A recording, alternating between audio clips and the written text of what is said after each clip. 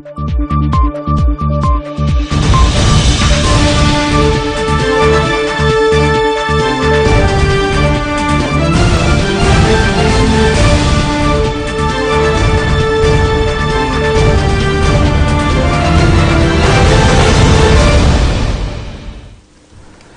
الأفاضل، طابت أوقاتكم. نشرة أخبار الفضائية الإريترية لهذه الفترة يصحبكم فيها محمود عبد الله بكفاح، والتي نستهلها بأهم وأبرز العناوين.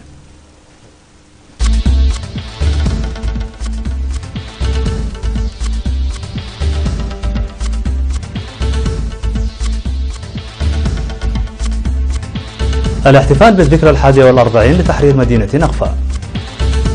استعدادات زراعية في قدقد وشعب قطين. توزيع أراضي ملكية الطيسة في ضاحية سعادة كريستيان. السعودية تتصدى ل7 صواريخ أطلقت من اليمن. وخروج آلاف الأشخاص إلى الشوارع للمطالبة بالإفراج عن الرئيس السابق لإقليم كاتالونيا. قتلى في حريق ضخم بمركز تجاري في روسيا.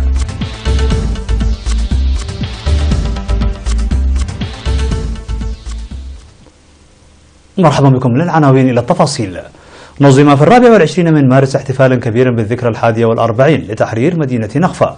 وأوضح مدير مديرية نقفة سيد يعقوب إدريس في الكلمة التي ألقاها على شرف المناسبة النضالات التي أخيضت لتحرير مدينة نقفة والتضحيات التي قدمت ومحاولات المستعمر للعودة إليها والتصدي القوي للمناضلين والشعب.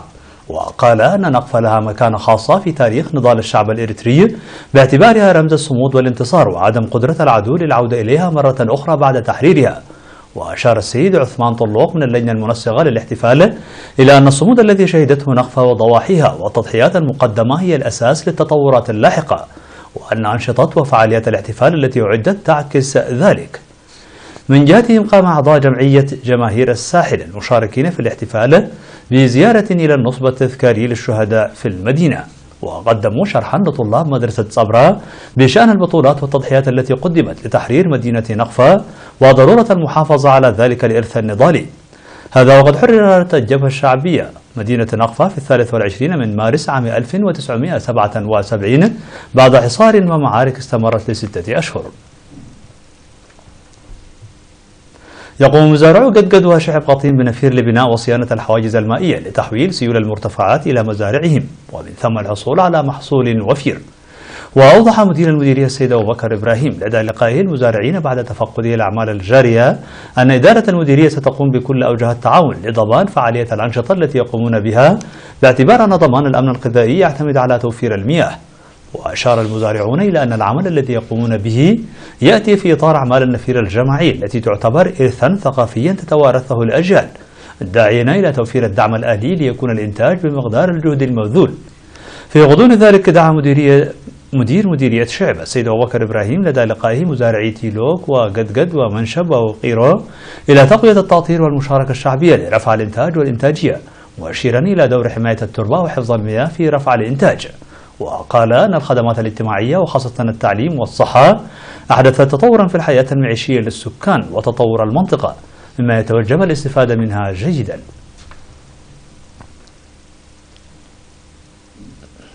وزعت في 24 من مارس الجاري بضاحية سعادة كريستيان في مديرية بريخ إحدى مديريات الإقليم الأوسط أراضي الملكية الخاصة ل 1969 من أبناء الضاحية. وأوضح مسؤول فرع وزارة الأراضي والمياه والبيئة في الإقليم الأوسط السيد ميكائيل مائيل خلال المناسبة أن 844 من الذين وزعت لهم أراضي الملكية أي 42% هن من الإناث، مؤشرا إلى توزيع أراضي الملكية على الباقين في وقت وجيز في حالة إكمالهم جميع المستندات المطلوبة. وأفاد رئيس لجنة أراضي الملكية في ضاحية سعادة كريستيان السيد جبراب أفورقي بأن المشروع الذي أشرف على الاكتمال سوف يلعب دورا كبيرا في تحسين حياة المواطنين، مؤشدا بتفاني أعضاء فرع وزارة الأراضي والمياه والبيئة في إنجاح عملية التوزيع. هذا وقد وزعت من قبل في الإقليم الأوسط أراضي الطيسة على ضاحيات أنبيتو وعد مزمات وعد رعدة ولاقين بمديرية قالة نفحي، وكذا بضاحية بلزة في مديرية سرجغة. أعربت نساء عساقال بمديرية الرعتة عن ارتياحهن لإرساء مشروع مياه وسط قريتهن، وأشرن إلى معاناتهن السابقة لجلب المياه من مسافات طويلة والتي أزيلت بإرساء مشروع المياه الحالي. وأوضح المدير الإداري للضاحية السيد محمد معرنور أن مشروع المياه أسهم كثيرا في تجميع القرى وتحسين معيشة السكان. هذا وتبعد عسى قالة مسافة 500 كيلومتر إلى الشمال الغربي من عصبة، وهي إحدى ضواحي الرعتة العشرة.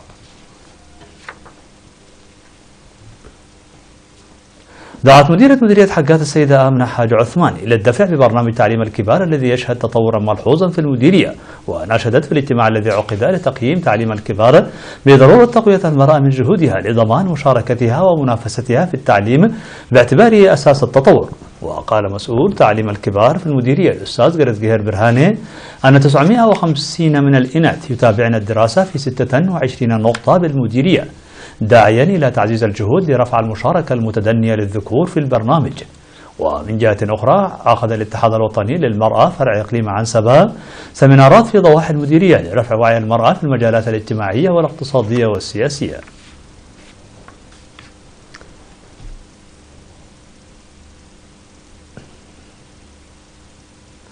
مشاهدينا الأفاضل، كانت هذه الأخبار الداخلية. فاصل قصير ونوافيكم بالأخبار العالمية. ومعنا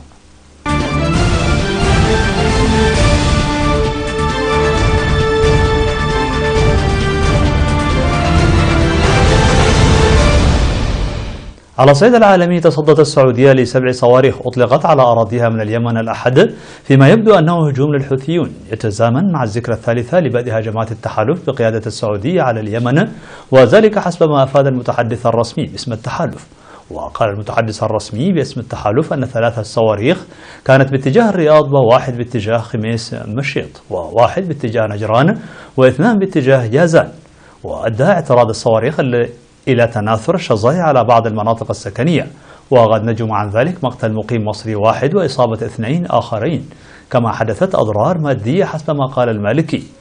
وقالت وكالة أنباء سبأ التابعة للحركة الحوثية أن الانفجار استهدف مطار الملك خالد الدولي في الرياض بصاروخ من طراز بركان H2. خرج آلاف الأشخاص إلى الشوارع في مدينة برشلونة الأسبانية للمطالبة بالإفراج عن كارليس بوغديمون الرئيس السابق لإقليم كاتالونيا والمقبوض عليه في ألمانيا. وكانت السلطات الألمانية قد ألقت القبض على بوغديمون بناء على أمر اعتقال صادر عن الاتحاد الأوروبي لأنه متهم في أسبانيا بالتمرد، على الرغم من أن التمرد ليس جريمة أوروبية، كما أنه ليس من بين 32 جريمة التي يتعين تسليم المتهمين فيها وفقا لأمر اعتقال أوروبي. وألقت السلطات الألمانية القبض على بوغديمون أثناء تواجده في استراحة على الطريق السريع، وكان في طريقه من الدنمارك إلى بلجيكا حيث يقيم في منفاه. ويهدد اعتقاله بتعميق أزمة كاتالونيا التي تفجرت العام الماضي عندما أصدر الإقليم إعلانا رمزيا بالاستقلال، مما دفع مدريد لاستعادة حكمها المباشر عليه. قالت وزارة الطوارئ الروسية اليوم الاثنين أن ما لا يقل عن 48 شخصا لقوا حتفهم، وفقد 16 آخرون عندما اندلع حريق في مركز تجاري بمدينة كيميروفو في سيبيريا. وقالت وسائل إعلام روسية أن عشرات آخرين يعتقد من بينهم أطفال لا يزالون مفقودين. فقد اندلعت النيران في طابق علوي بمركز وينتر تشيري التجاري، وكان العديد من الضحايا داخل إحدى دور السينما، حيث تصاعد الدخان من النوافذ بينما عمل رجال الإطفاء على إخلاء العقار. وذكرت وسائل إعلام محلية أن النيران يعتقد أنها بدأت في جزء من المبنى يضم الأماكن الترفيهية. وقال فلاديمير تشيرنوف نائب حاكم منطقة كيميروفو أن 13 جثة عثر عليها في إحدى قاعات السينما.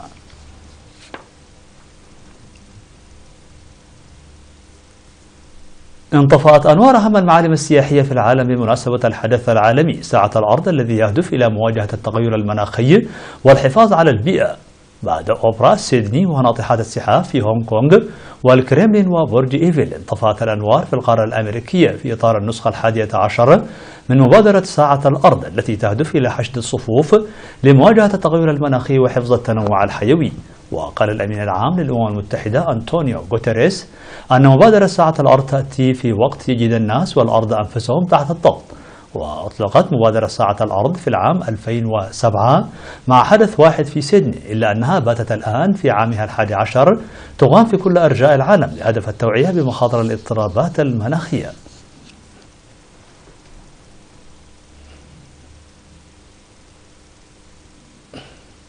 مشاهدينا الأفاضل، فاصل قصير ونوافيكم بالأخبار الرياضية. معنا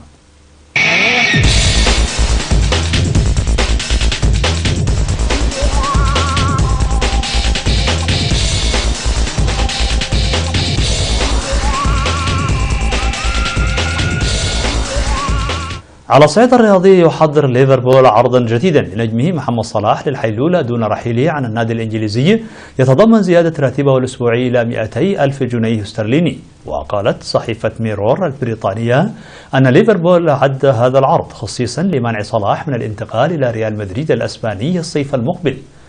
ويقدم اللاعب المصري موسما استثنائيا مع ليفربول منذ قدومه إلى النادي الصيف الماضي قادما من روما الإيطالي مقابل 36.9 مليون جنيه استرليني. وأحرز صلاح 28 هدفا لفريقه في الدوري وضعه على صدارة قائمة الهدافين بفارق 4 أهداف عن هاري كين الثاني، في حين ساهم اللاعب في وصول ليفربول إلى دور الثمانية بدوري أبطال أوروبا.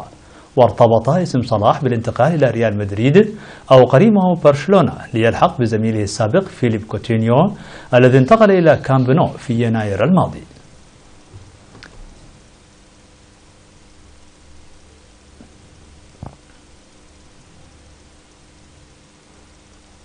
مشاهدينا الأفاضل، بهذا نكون قد وصلنا بكم إلى نهاية النشرة. شكرا على حسن المتابعة، دمتم بألف خير.